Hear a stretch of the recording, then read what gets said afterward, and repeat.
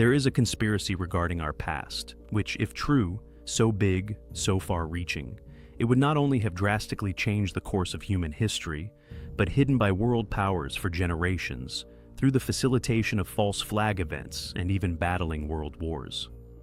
A claimed alternate reality, which if found true, is a secret discovered and attempted to be given to the masses over the years by some of the greatest yet also most ostracized minds of our age.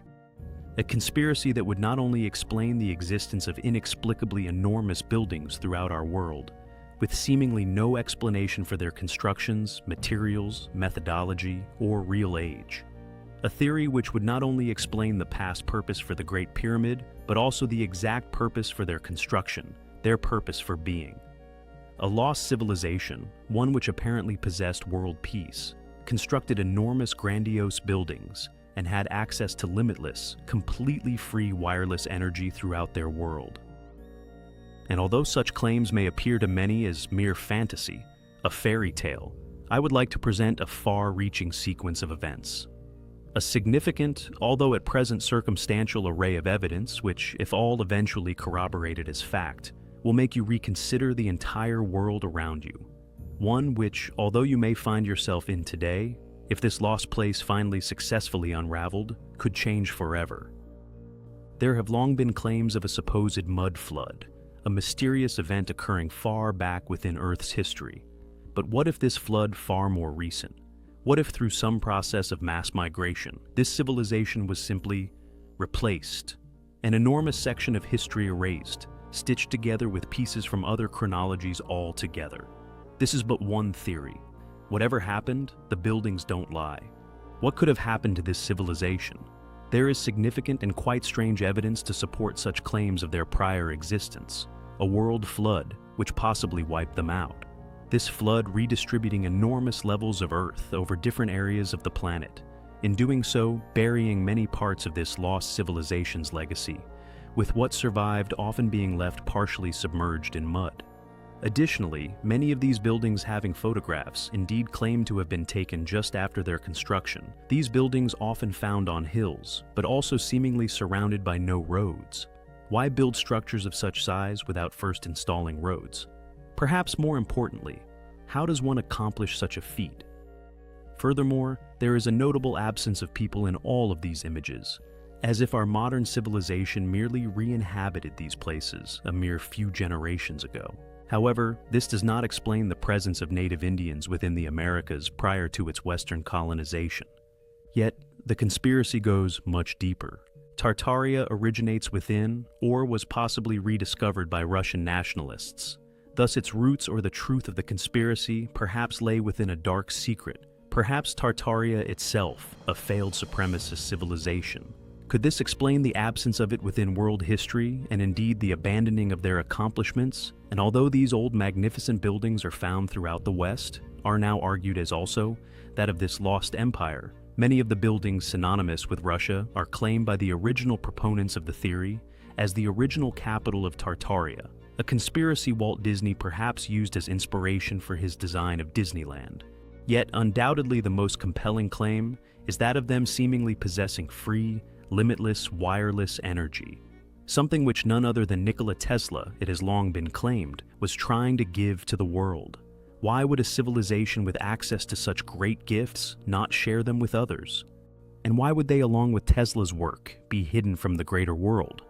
Tesla also infamously claimed to have deciphered the secret of the pyramids, and with the newly discovered anomaly found beneath Khafre, could the Great Pyramid, along with Tesla's discovery, have something to do with an energy field, one which is found all around us, yet has been decidedly hidden? One that is claimed to have not only powered Tartaria's streets, its lamps, buildings, air vehicles, the entire Tartarian Empire. A field such as that of the ionosphere, possibly utilized for the navigation of airships, and ether, which by mastering its polarity allowed for free unlimited air travel. Could the UFOs we are seeing today be an advanced form of this technology? Could we be at the forefront of exposing this lost history once and for all? Regardless, the question remains. Why, if this civilization true, was it hidden from the world? Did it fall into a trap of its own making, failing in their responsibility to possess such powerful gifts? It is as if entire chapters of history literally changed and were then stitched together to conceal a guilty secret. Yet, again, I digress. We find the possibilities and indeed the evidence for the Tartarian Empire highly compelling. What if entire chapters of human history are a lie? A fallacy built to fill in gaps within our civilization's recollection of the past, one which for some reason has become completely forgotten. If one were to suggest, for example, that ancient serpents of Jurassic proportions did not die out at the end of the Cretaceous period, but were spared this fate, perhaps surviving far into a more recent history, would one simply scoff at such a suggestion, subsequently overlooking the following artifacts? Here, for example, is an apparent Neanderthal cave drawing. It depicts a bipedal dinosaur with small arms in head-to-head combat with a mammoth. This image collected by Dr. Jack Quozo for his book Buried Alive. It was taken by the author in Bernifel Cave, a little-known prehistoric cavern in France. The area, however, is renowned for Neanderthal art. Neanderthal mammoth drawings are not unusual. However, cave art depicting that of a theropod dinosaur is remarkably lesser shared. In 600 BC, King Nebuchadnezzar commissioned a Babylonian artist with shaping the reliefs of animals upon the Ishtar Gate.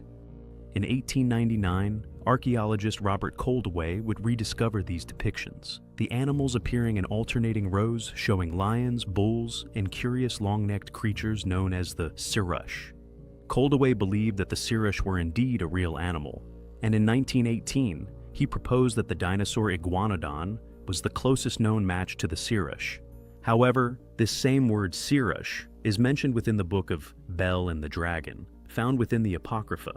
Both the description and this mysterious wall, now displayed within the Berlin Vorderasiatisches Museum, fit perfectly with that of a sauropod dinosaur. The amount of depictions of ancient dinosaurs within and upon ancient art is simply too large to be covered in one video. Yet the evidence so vast, we find it curious how many simply dismiss such possibilities as nothing more than myth. Along with physical evidence, such as that of the Paluxy footprint, that although used to promote many ulterior theories, is an artifact so baffling it is hard for anyone on either side to explain just how it was made. The term dinosaur was only coined in 1842, so the next artifact of interest is no less bafflingly compelling. Painted by Peter Bruce Gale in 1562. The painting, the title of which conveniently lost to time, depicts various scenes within one landscape as if trying to give us a window into the goings-on at the time the artwork is conveying. Populated by war, ruin, and also various animals, all in some form of migratory passage. Not only animals, but clearly also a humanoid population, one which is accompanied, again, by a familiar-looking animal, one in which they have seemingly tamed and are riding upon. Known within urban legend as a long neck, its massive body, again, uncannily resembling that of a sauropod, a group of long-necked dinosaurs, similar to that of a Brachiosaurus or Apatosaurus. And although opponents to the claims of it being a fictional depiction, claiming that Gale perhaps had access to fossils, and somehow managed to not only piece them together, but recreate the animal's appearance. He also seemingly chose to make the animal tame, even though he would have had no reason to have done this, having human figures actually riding these beasts during their migratory scene. What did Gale see? Why are there so many clear depictions of dinosaurs across the world throughout ancient art?